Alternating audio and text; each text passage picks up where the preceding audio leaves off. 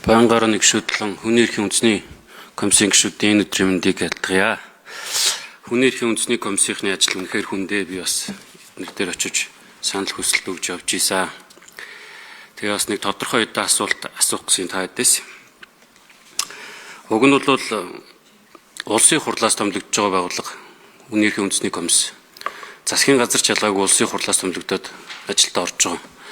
Тэгээ энэ хэвлэлийн эрх чөлөөний тухай хуультай холбогдуулаад нэг 2-3 асуулт байгаа. Энэ сэтгүүл зүйн хүний эрхийг хамгаалах үйл ажиллагааны хэрэгжилттэй холбоотой нэлээд тайлан танилцуулсан учраас энэ дээрээс нэг хэдийн тэмдэглэж авч чад асууж байгаа. Засгийн газар хэвлэлийн эрх чөлөөний тухай хуулийг өргөн барьж байгаа.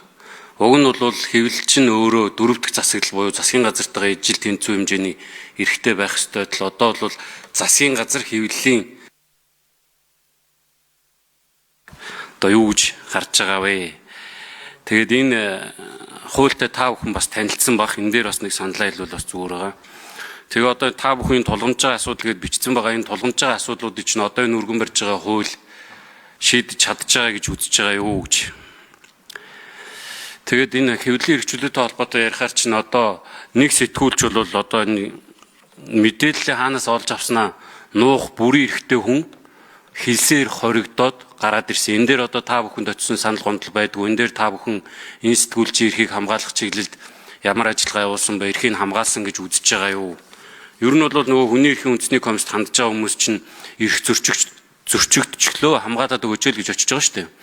Тэгэхээр хамгийн сүүлчийн асуулт бол өнгөрсөн хугацаанд одоо жил юм уу ингээд тайлангаа танилцуулж байгаа энэ хугацаанд та бүхэн нийтдээ хэдэн хүний эрхийг яаж хамгаалж ажиллаваа гэдэг дээр нэг хариулт өгөөч. За 2 дугаар микрофоныг нээ.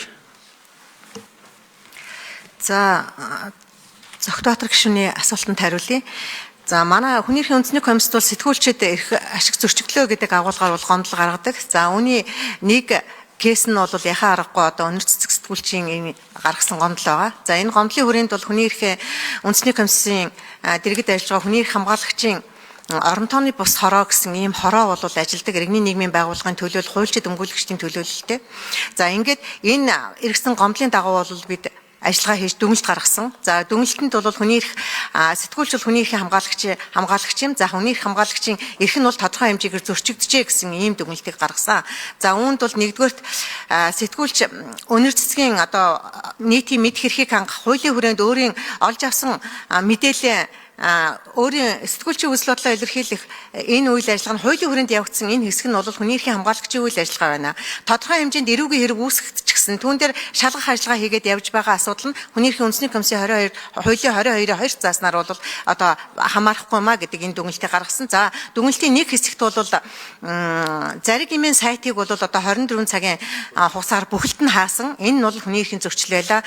Тэнд одоо магадгүй зөрчилтэй контент байгаа бол тэр контентийг нь одоо тодорхой хугацаагаар хаах ийм асуудал бол хийгдэх ёстой байсан гэдэг ийм хүний эрхийн дүгнэлтээсэн. За 3 дугаарт бол шүүхээр гин бүрэн тогтоогдоогүй байхад сэтгүүлчийг элдв янз үгээр одоо доромжлох олон нийтийн сошиал медианд бол элдвээр одоо гүтгэх маягтай ийм үйл ажиллагаа явуулж байгаа нь сэтгүүлчийн одоо сэтгэл санааны байдалд одоо хүнд байдал хүргэх ийм нөхцөл байдал үүсэж байна. Энэ дээр бол цаашдаа анхаарах шаардлагатай байна гэсэн ийм агуулга бүхий дүгнэлтийг хүний эрхийн хамгаалагчийн эрх зөрчигдсөн байна гэсэн ийм дүгнэлтийг бол гаргаад өнөр цэцэг сэтгүүлд өөрт нь өгсөн байгаа.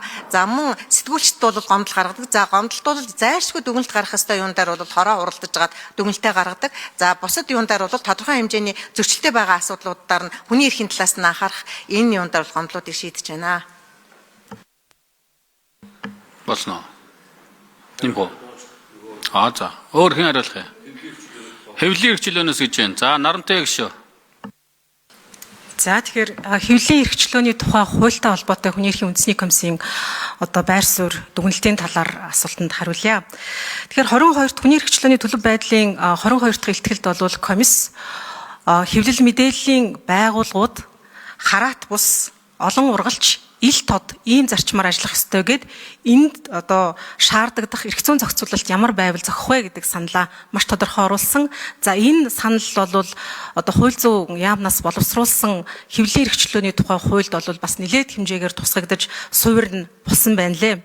Гэхдээ энэ дээр бол нэг асуудал байгаамаа. Үнэхээр Монгол улсын хэвлэл мэдээллийн орчинг, мэдээллийн экосистемийг гэж өргөн хүрээгээр нь харуул. Эсвэл хэвлэл мэдээллийн байгууллагын үйл ажиллагааг хүний эрхийн хэм хэмжээ, олон улсын эрх зүйн хэм хэмжээнд олон улсын стандартад нийцүүлье гэвэл хэвлэлийн эрхчлөөний тухай хуулийг шинжилэн найруулахаас гадна бас тээг болж байгаа бусад хууль тогтоомжуудыг зайлшгүй сайжруулах.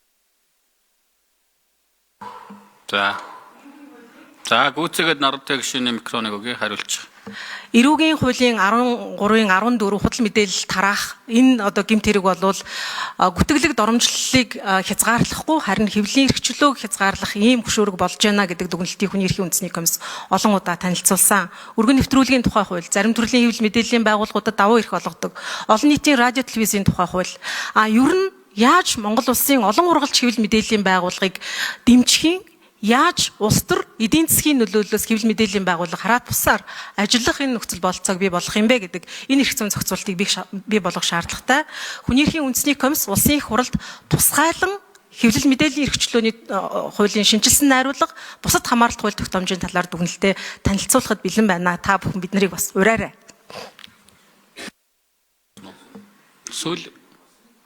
За Сүнжид гишүүн дарга ажлын хэсгийн 3 дахь микрофоныг өгье. За зөвхөн гишүүний асуулт 2024 оны байдлаар тоо баримж танилцуулгад 122 удаагийн янзлалтыг хийсэн байна. Эндээс гишүүдийн санаачлагаар ихэнх нь буюу 89 удаагийнх нь байгаа. Яг гомдол мэдээллийг хүлээж авч шийдвэрсэн байдал 1311. За үүнээс гадна хууль зүйн зөвлөгөө тухайлан өгсөн 1234 гэдэг ийм тоо мэдээллийг танилцуулж байна.